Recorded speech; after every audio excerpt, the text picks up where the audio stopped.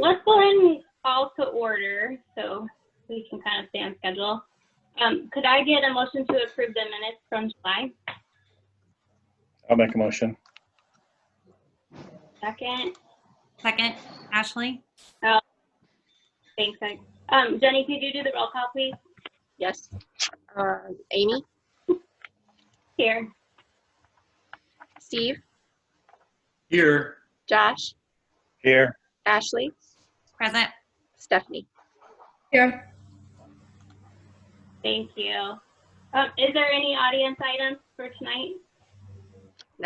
No, ma'am. Okay, thank you. So next we have approved moving the September Parks meeting back a day for the Labor Day holiday. So we've moved from Monday to Tuesday, September 7th to September 8th. Could I get a motion to approve? So moved. Thanks, Steve. A second? Second. Thank you. All right. I think, Jason, you take it away. Review of July Parks and Rec month. Yeah, you know, I feel like in the COVID world, we tried to do some virtual stuff. So yeah, again, July is National Parks and Rec Month, and typically you'd like to do some sort of big city celebration, movies in the park, something. But obviously 2020 is what it is. But no, so I just wanted to kind of touch base on the what does Parks and Rec mean to you? Just that photo submission. Didn't quite get the traction on that one that I was hoping. I had about 10 people.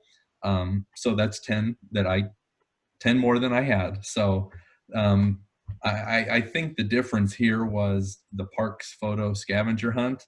There was the ice cream incentive.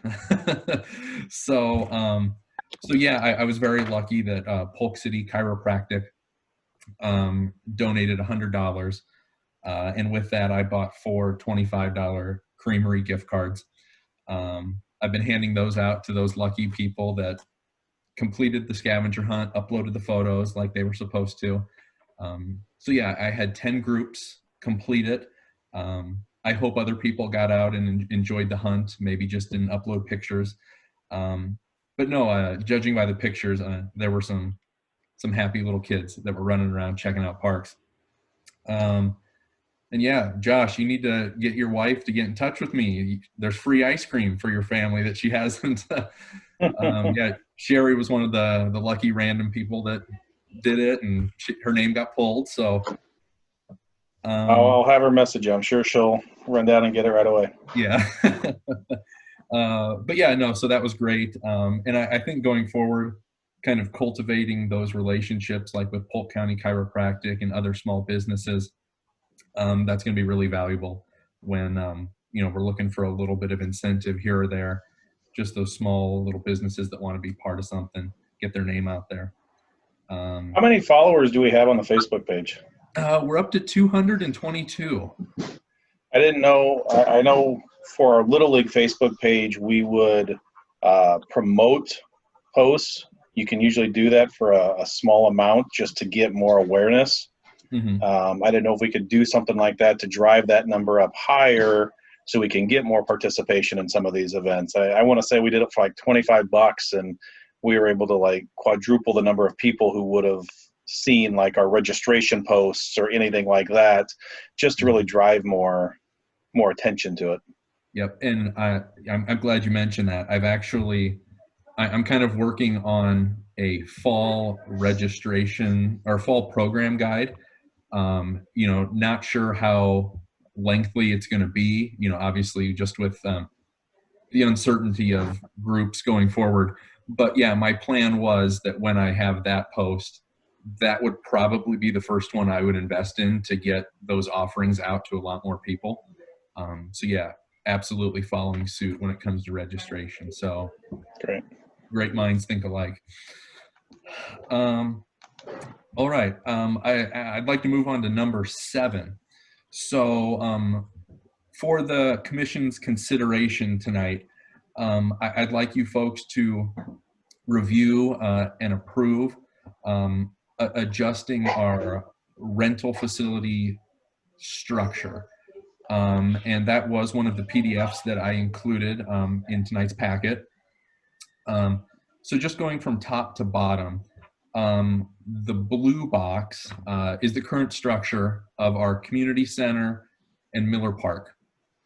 And really what I was looking for here is consistency.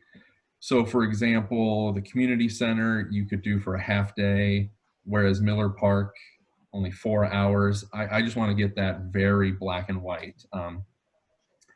So moving forward, so for instance, when it comes to rentals, kind of best practice is residents are going to get a 20 to 30% discount off the rate, and we call that resident versus non-resident. So beforehand, it was a little bit closer to 55%. So I feel we were really missing out on potential non-resident rentals because of that. So for tonight, I would like a little bit of discussion and an approval of maybe I'll call it the orange or the green. So this is showing a 30% discount for residents versus non-residents. There has not been a rate increase in our rentals in 5+ years. And we do have some planned updates to the community center that we're hoping to get completed before the end of the year. We've got some money budgeted to polish it up a little bit. Hopefully it'll make it a little bit more of an attractive rental facility, kind of give it the ambiance and charm of the Miller Park shelter house. And pretty much the difference between these two options, the orange box it maintains the current structure where we would do half-day rentals and full-day rentals. Pretty standard. The green is kind of an alternate structure that's really gaining steam. And you notice the biggest difference is just Monday through Thursday, kind of your non-peak rental days. We only offer a full-day rental, but it's at the half-day rental rate. So it's kind of a deal. It's kind of a cheap option to get rentals on 4 days when you typically don't see any rentals at all. Something else that is a little different is going forward, we're going to kind of reword the contract a little bit where we could offer events with the appropriate alcohol to happen at Miller Park. Right now, that does not exist. We thought that might be another way to capture some of those bridal showers, things where it might just be like mimosas. Obviously, we're not going to have hard alcohol flowing up there. It would still be, beer below a certain percent alcohol, wine, things of that nature. So I guess with that, I'll kind of open it up. Are there any questions of the two structures or concerns? Anything? I do have 2 questions. My first question is, are the tables and chairs and such that are located currently in these facilities included in these rental prices? Yes, they are. Okay. My next question then is, are all of those details about alcohol percentage and beer and wine only and such included in the rental agreement, or are those spelled out in the actual description of the locations? I believe right now they are just in the rental agreement. And I think, Jenny, can you elaborate? Am I correct on You're that? correct. Yeah. So Ashley, are you kind of asking if, like, going forward, we have a presence online where we have these facilities and a little biography of them? You'd like to see something listed in there in terms of the alcohol allowed. Is that right? Well, I just think if we're going to start promoting these facilities as somewhere that can be utilized for bridal showers and such, I think it would behoove us to create some sort of page that would have a picture of the structure, maybe if there are some bridal showers that are coming, we could say, you know, for a $20 discount, we'd like to come in and take pictures of your event and be able to have a release for the website so that we can have some pictures of baby showers and family reunions and such that are being hosted in those spaces. And I guess I'm kind of thinking about other area locations that are regularly used are actually way more expensive than ours are. Just for an example, the Lakeside Center in Ankeny, which is about twice the size-ish of Miller Park, it rents on the weekends for $870 for a day. Oh, yeah. So, I mean, when we're talking about these prices, I personally think these prices are more than fair. I just wonder if, as a committee, and this would be something that if someone would be willing to kind of tag team with me, I'd be willing to take it on.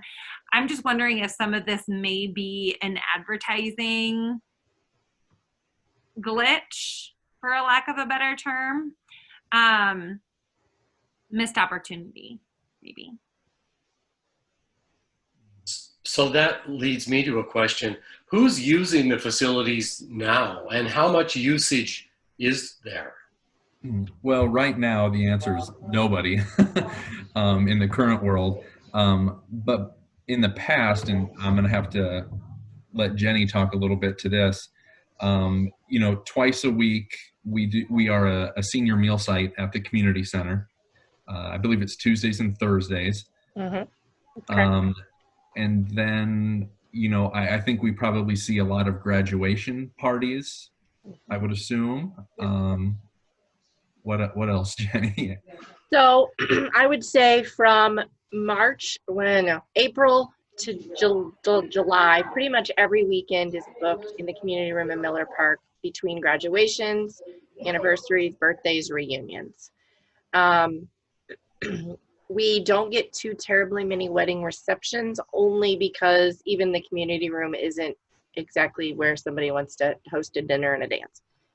During the Thanksgiving and Christmas seasons, usually both will rent out for families that have outgrown their homes. The majority of the people that call, of course, are people that live here that just are aware of the areas. I would say that when the Luana Bank Community Center was built, we saw a decrease in people renting the city facilities for good reason. If you're a customer of Luana Bank, it's free, and it's a very brand new, very nice facility. So we definitely compete when it comes to price, as you mentioned, comparatively to the Ankeny and even Jester Park Lodge and the different facilities that they have out there. So it's kind of about that supply and demand and what people are looking for. A lot of people that do get married in Polk City go to TCI. They rent out the golf course, and again, it's a very different socioeconomic that we're looking at. So, but I would say, I was trying to do a quick look and I couldn't have it. I looked it up for Jason before, but I can get you the details. It is not a revenue source by any means on what we bill out on an annual basis pre-COVID. So real quick, getting back to the alcohol piece, do we require off-duty police officers if any alcohol is being served? Yes. Well, we leave it up to the police chief. So when someone says that they want to have alcohol in the community center, they're instructed to contact the police chief, and then the police chief makes a determination. Even TCI, which is a private place, if they have a wedding with X number of people, there has to be an off-duty officer on site there. So it is not an unusual request. Yep. It's about family and alcohol don't mix usually in large groups. So it's about preserving the peace for Polk City. Nope, I think that's fair. But my question was with regards to increasing the rates, you know, what's that increased money going to be used for? I mean, it's clearly not a revenue source now. Adding a little bit more probably isn't going to bring a whole lot more in, but what are we going to use that money for to justify increasing it? Sure. Well, I think part of that would be just, it's kind of catching up to be to be more competitive. You know, we're never going to charge what, you know, Ankeny does. You know, I think long term, I would like to see this become more of a revenue generator. Obviously, with the size of them, we're never going to rent out for weddings, things of that nature. But you know, with polishing up the community room, you know, and kind of with a marketing campaign, to Ashley's point, of showing, you know, here it is all dolled up for event A, event B, event C. You know, there's not too many rooms of this size in Polk City. You know, I mean, we've got bigger ones, we've got smaller ones. So I feel like this could be a revenue generator for us. And I think what I've got here, it's still low when it comes to comparables at a price. Yeah, I pulled up the Ankeny one, and it's significantly lower. But again, so it's going to be a revenue source. Let's say that's our goal. What are we going to use that revenue for? Is it just going to go to the general fund of the city? Is it going to go to, you know, slowly adding different components to the different parks in town? You know, what value is that going to give us? I'll I can probably take interject that if I can, Jason. Go ahead. So with our current, I just did a quick search. Since 2018, it's generated just shy of $7,800 for both facilities. So you're talking, now again, this year, take this year out of the equation because we shut down all rentals because of COVID. But that's not a ton of money. So part of what we looked at is our expenses. When somebody rents that, they're using electricity, they're using air, we pay cleaning expenses, we have to wax the floors. It's not approved yet, but what Jason plans to put in the budget is to, as he mentioned, renovate the community room. It's been several years that it's only gotten a paint job and a waxed floor. So it definitely, I mean, the kitchen's very outdated. To make it truly rentable, we need to put money in it. And so part of the increase will help pay the city back for the costs we're putting into it. Once if it's is able to actually become a revenue generator, my assumption would be we could then replace tables and chairs. You can then take things to the next level. I don't believe it'll ever go to the general fund or ever go into other quote unquote parks, because I just can't foresee Polk City ever charging anybody $800 for any of that space.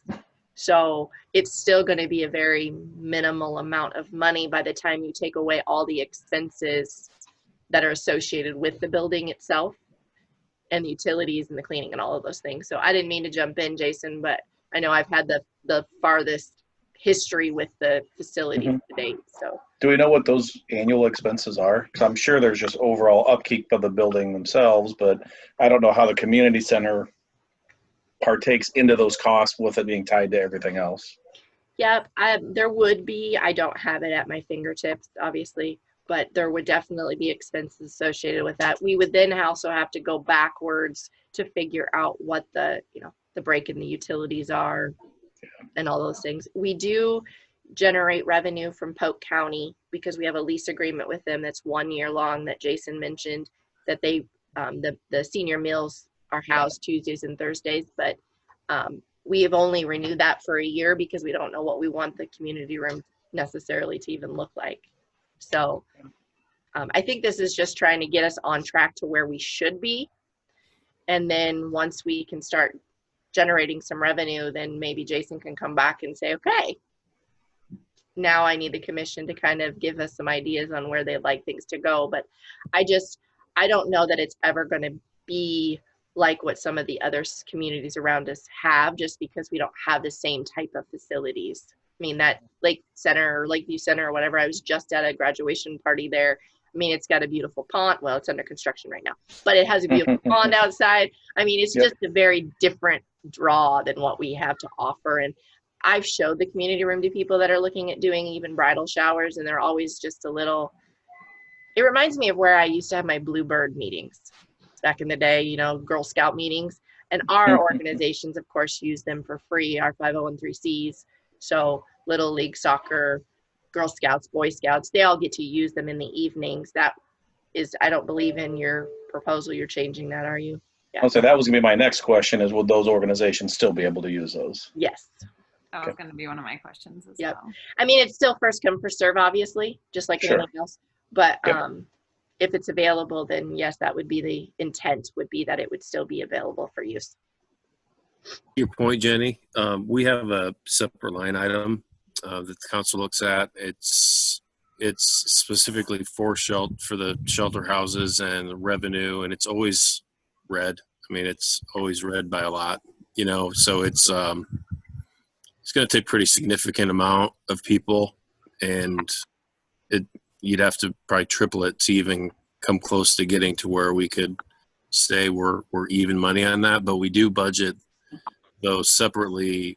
I don't know if we call it necessarily a capital improvement, you know, but we budget separately to keep the facilities up. So there is no real correlation between the revenue and the improvements because there really isn't any revenue.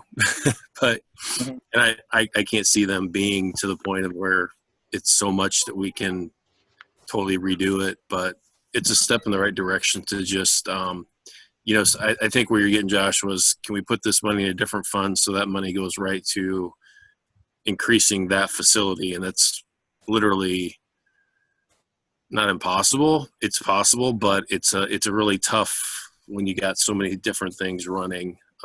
This increase will not reflect specifically on getting new chairs or but it will generate more money. You know, I don't know how else to say it, but Nope, that's fair. I get it. just to say it right off the, you know, black and white. That's just kind of what it is. Yep. Nope, that makes sense to me. Do you have any feedback from people, or have you received any now or in the past that use it and pay the fees on if this will be a big deal or if this is a sizable amount for them, or any information from users out of curiosity?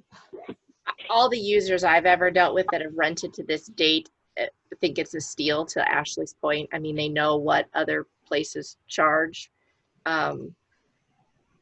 And I agree with Jason. I inherited this obviously 5 years ago when I joined the city and just kind of ran with it as it was.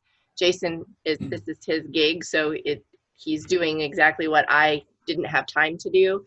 But I never understood why the two were different, or why one could have alcohol, one couldn't.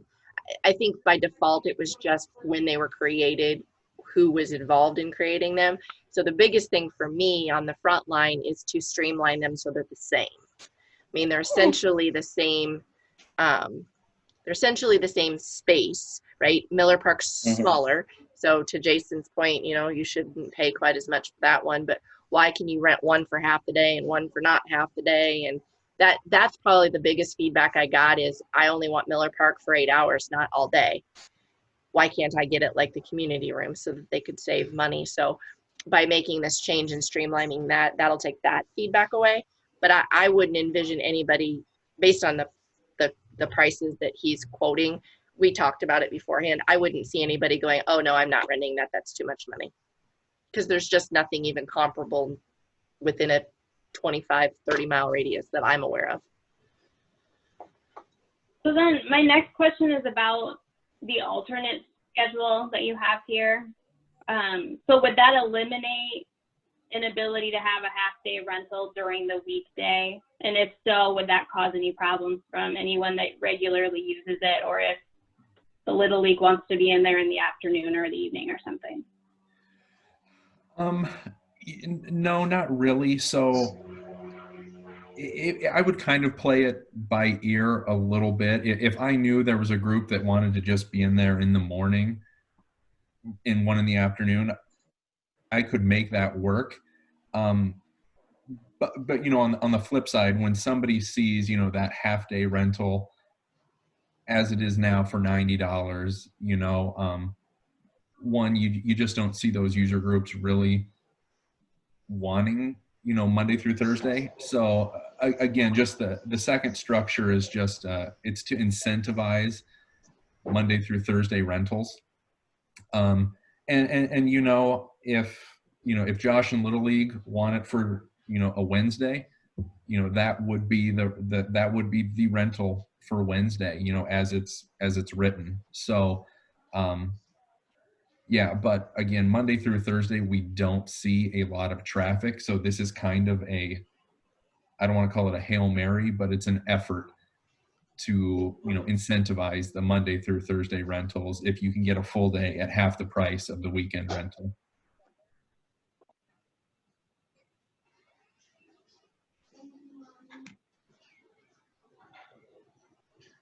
Any other questions from the committee or commission? Sorry. I'll just hit on the open air shelters on there as well. That is another proposed change here. So as of right now, all of our open air shelters are first come, first serve. Doing a metro-wide comparison, we are definitely the outlier. Most communities, they do have a rental process for their open air shelters. It is quite the nominal fee. Most, you're looking at $20 to $30. Again, they rent it by the day. And part of the rental there is when we're arranging it, obviously if they're paying for all day and they want an all day event, they are entitled to it. Very few people are going to do an outdoor all day event in a little park shelter. So that would be part of the rental agreement. It would be approximate arrival time, approximate departure. And I would put some signage up that states, this facility is rented for the Bentley family on this day. Should they not be here, feel free to use it until they arrive, at which point it is theirs. And I would be issuing permits to the folks that are renting it as well. So with that one, I see that as a missed revenue source right there. And also it just kind of gives folks the ability to lock down one of our open air shelters for a child's birthday, things like that. So right now we just have the two. We have Kiwanis and 12 Oaks open air shelters. So not a big revenue generator. I just think putting that in line with our other rentals for consistency's sake would be a positive. And that one stems from, I do get more calls for the, can I rent Kiwanis? And I tell them it's first come, first serve, but their big thing is, well, what if I get there and it's used? So this is really more, not so much about the money, at least for me, but when we're talking to residents or people that are wanting to use it, it gives them the security to know that when they arrive, they will have a space for the birthday party or the barbecue or whatever it is that they're wanting to do. And it just gives them more actual space that can be utilized versus me having to just say, well, get there early and keep your fingers crossed. So that part will be nice that we can offer that. Yeah, I like the idea of being able to reserve those.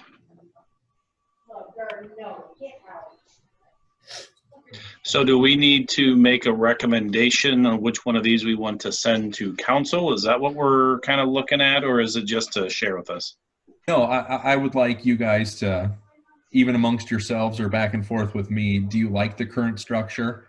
Or is the alternate, appealing? And then, yeah, I'd like your guys' approve or recommendation of one over the other. I see merits to both.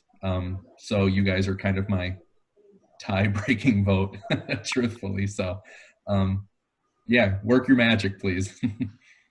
I guess from my perspective, especially, so I plan all of our family reunions, and I've had to look into a lot of these, and I also hold some private events on my own in a company that I own.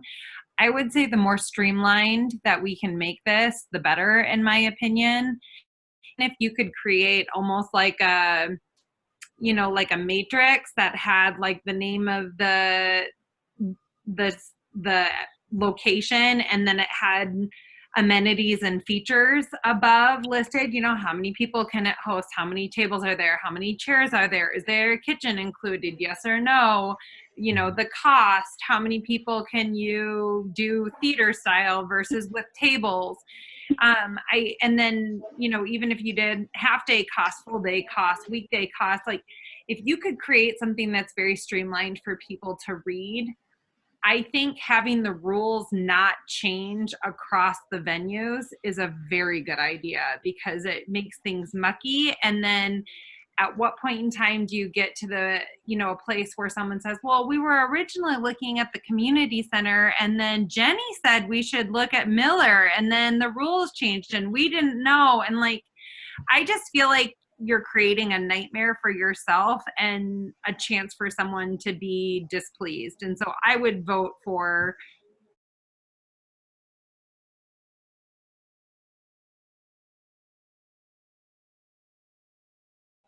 So it looks like we have kind of 3 decisions to make, if that is fair, Jason. So we're, should there be an increase in fees, and you have it at this rate, and are we comfortable with that first? So are there any additional comments or discussion around the percentage increase in the fees? I think we are all, okay. And so then we have the current structure versus the alternate. So the alternate moves to those full day weekdays at a discounted rate compared to what they have been. Is there any additional discussion around that, or a preference for one way or the other?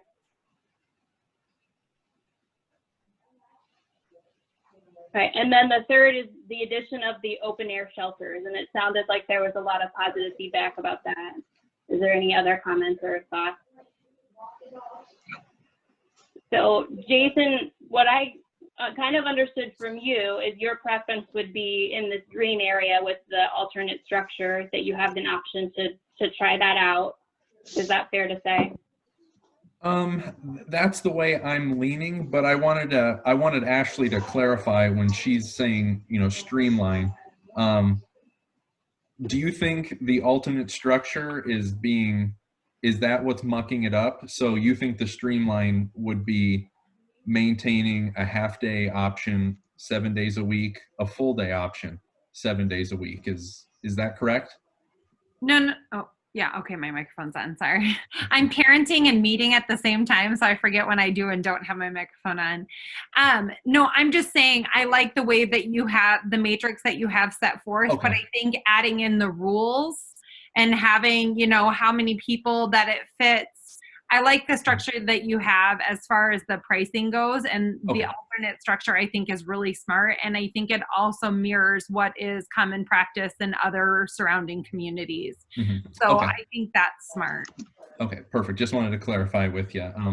So yeah, with that, I give the nod to the alternate structure, the green highlighted. That would be my recommendation to the commission. So yeah, I guess what's next? Something on your part, Amy? Yeah, Then I just want to, yeah. Go ahead, Amy. That I am say, I just wanted to clarify what we were voting for. So we can vote to approve this and send it on to council, is that correct? Yes. Okay, so could I get a motion to approve the proposal by Jason with the green alternate structure and addition of the open air shelters? This is Josh. I motion the green with the open air shelters he proposed. Thanks, Josh. Could someone second? Ashley, Ashley? second. All right, all in favor? Aye. Aye. Aye. Anyone opposed? All right, thank you. Nice job, Jason. Thank you for doing that. All right, and then next on our agenda, is there anything further from any of the staff members other than what we already talked about, Jenny or Jason?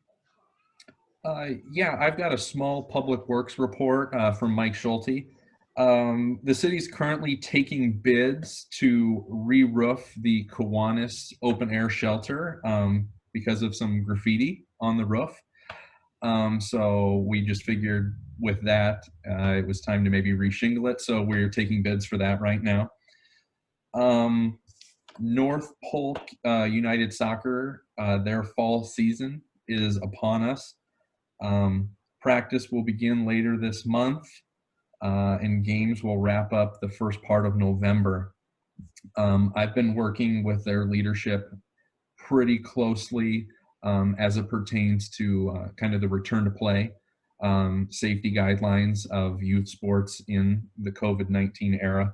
So right now I'm feeling pretty good about some agreements that we've come to.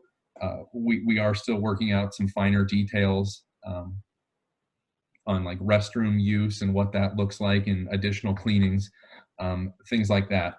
And then also, I'm just going to ask Josh, since he's here, is there any update on a fall season for Little League, just so I can be prepared from a scheduling standpoint?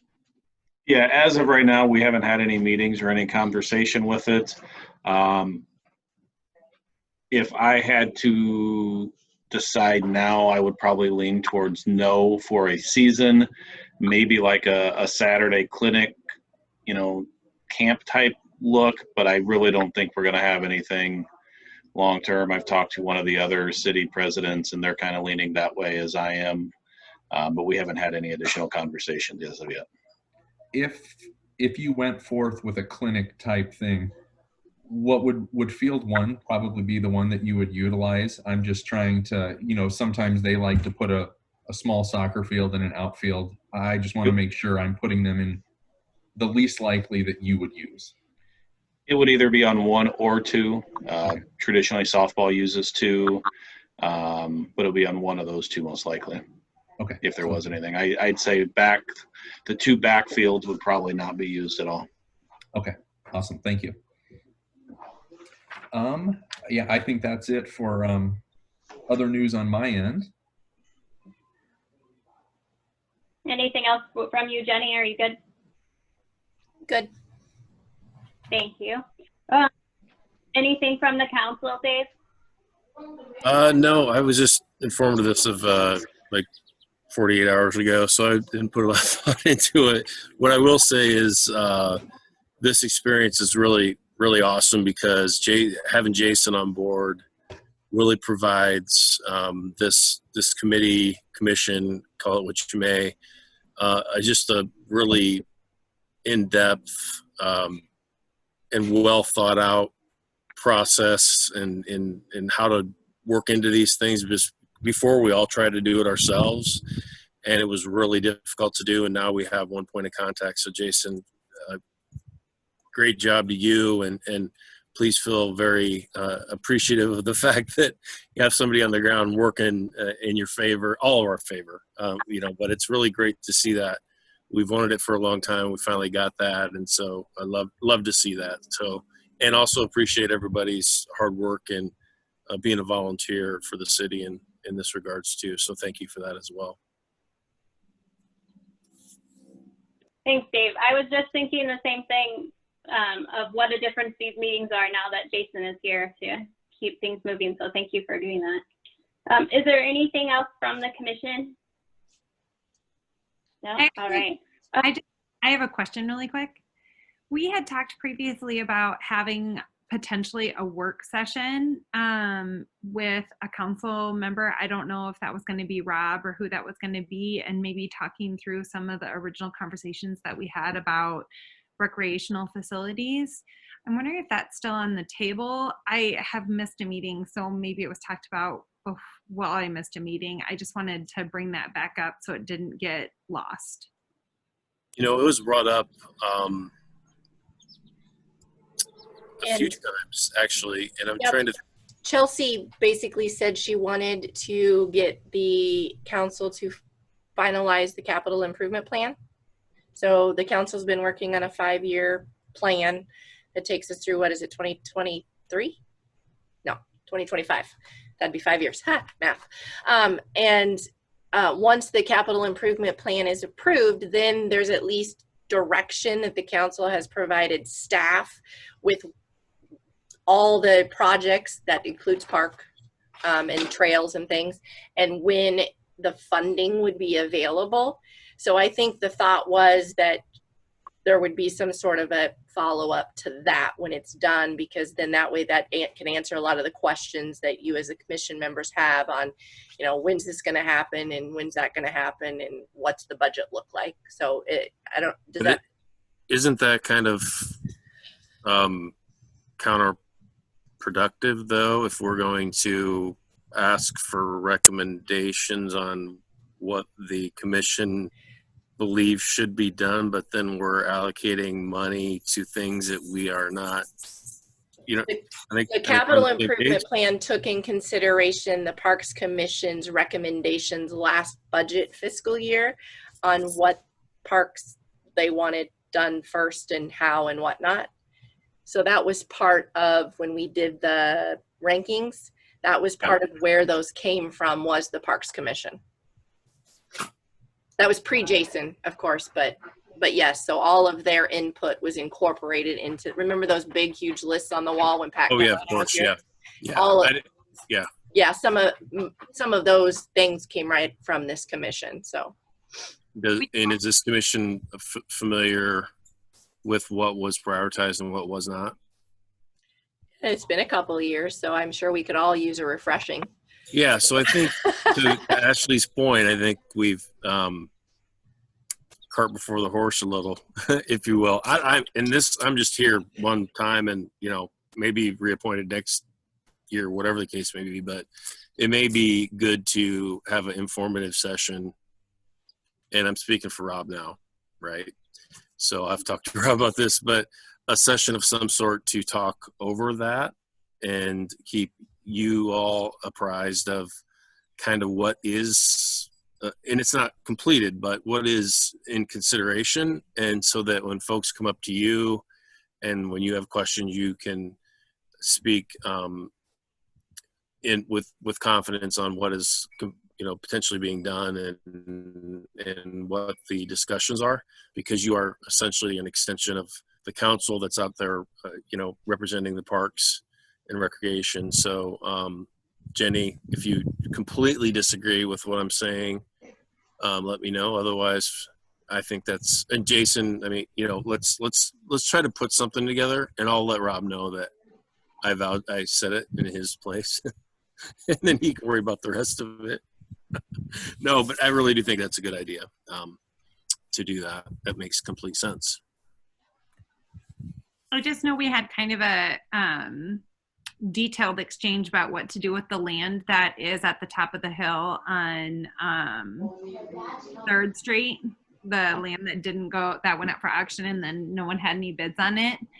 And then we had some comments. I can't remember who was there. I don't actually know the gentleman's name, but he had mentioned that the school was buying land over in that technology park, and that if we wanted to be collaborative with the school, it would be something that we would need to move on and have some conversations about before that development was moving forward with housing, because then that land would be gone. And that was like 6 months ago. I have no clue where the school board is on this at any point in time.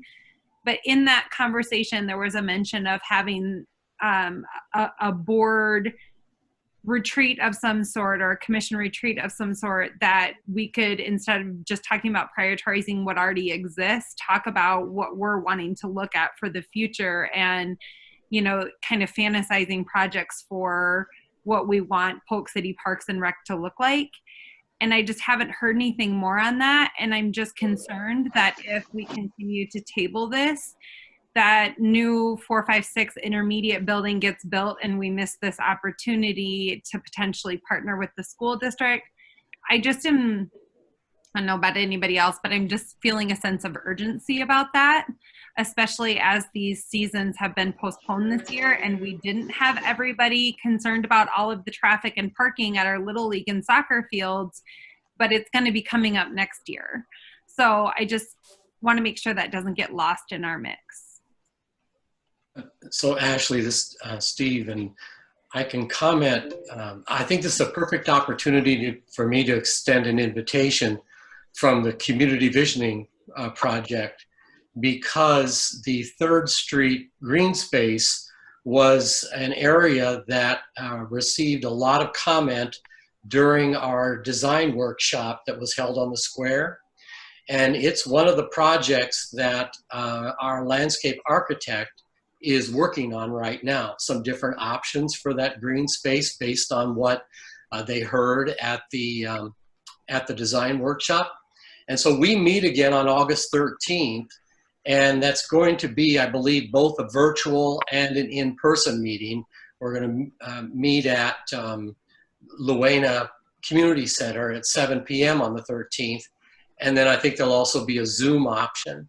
So I think it would behoove me as a part of community visioning to invite members of the Parks Commission to either attend or log on to the Zoom meeting to see what some of those ideas were for the 3rd Street green space.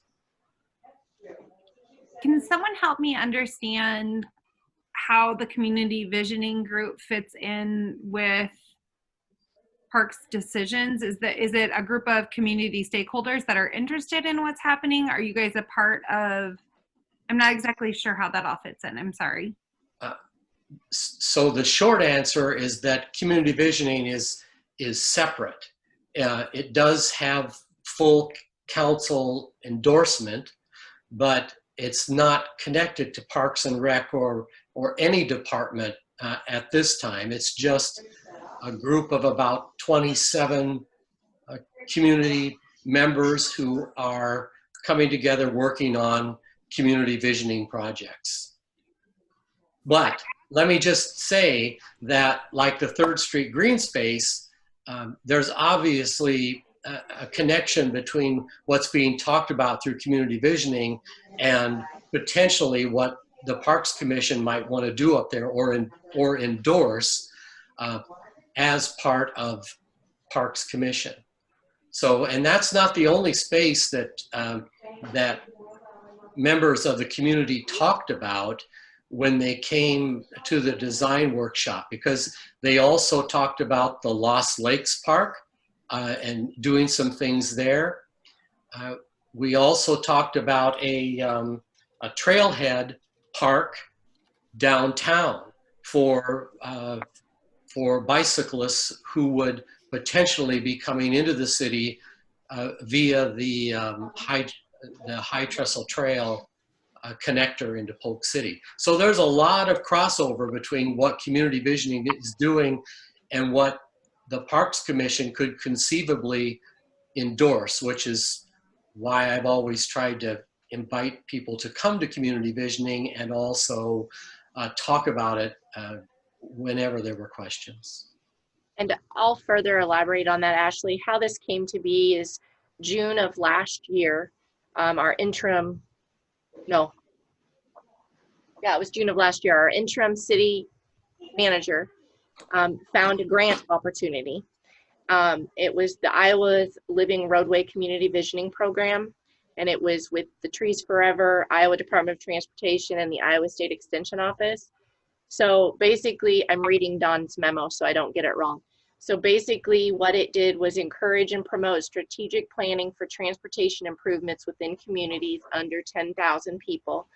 Funding's provided by the Iowa DOT, and assistance is provided by the Iowa State Extension, which is that landscape planner that Steve mentioned. They're an Iowa State Extension person. So in order to be a part of that and to try to capitalize on some of that funding, the city had to establish a steering committee of local representatives who would work on the project. So they're developed the Polk City Community Visioning Program, and from there, in addition to that one project, now they're taking on additional things. So the council had to approve creating the steering committee. They had to approve a minimum of spending $2,000 towards the future project. And so then that's kind of where it's evolved from. And then Steve was kind of appointed as the head organizer. He's super excited about it. And he got, he asked each of the existing committees, you know, Parks, I believe, Amy, you're a representative. Planning and Zoning has a representative. There's a couple from council.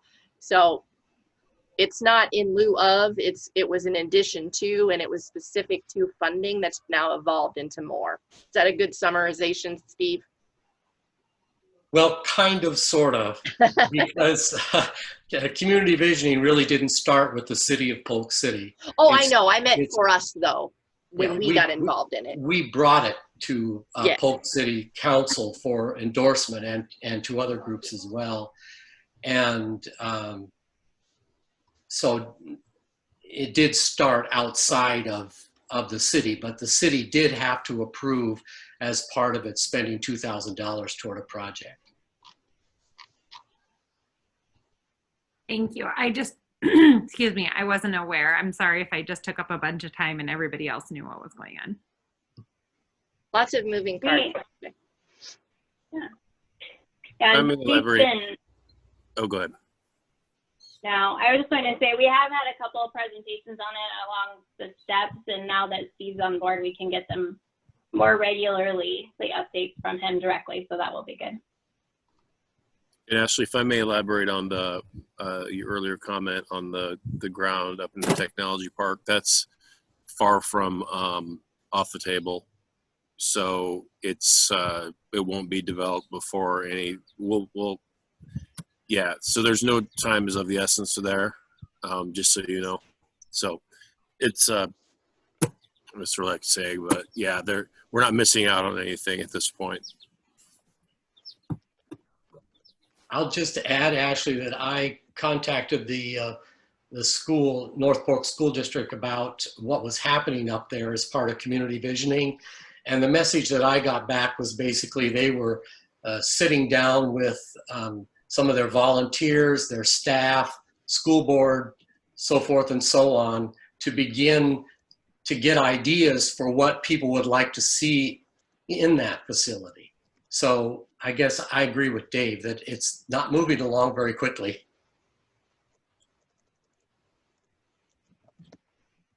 All right. Anything else for the good of the cause today? Right. Could I get a motion to adjourn until September 8th? So moved. I second. Thanks, Josh. All in favor? Aye. Aye. Opposed? All right. Thanks, everyone. Hey, everybody. Thanks, Jason. Thank you. Thanks, everybody. Hey, Jenny, can I ask you a couple questions before we log off? Can I call you? Otherwise, it'll be on the recording. Oh, yeah, sure. You bet. Okay. Bye.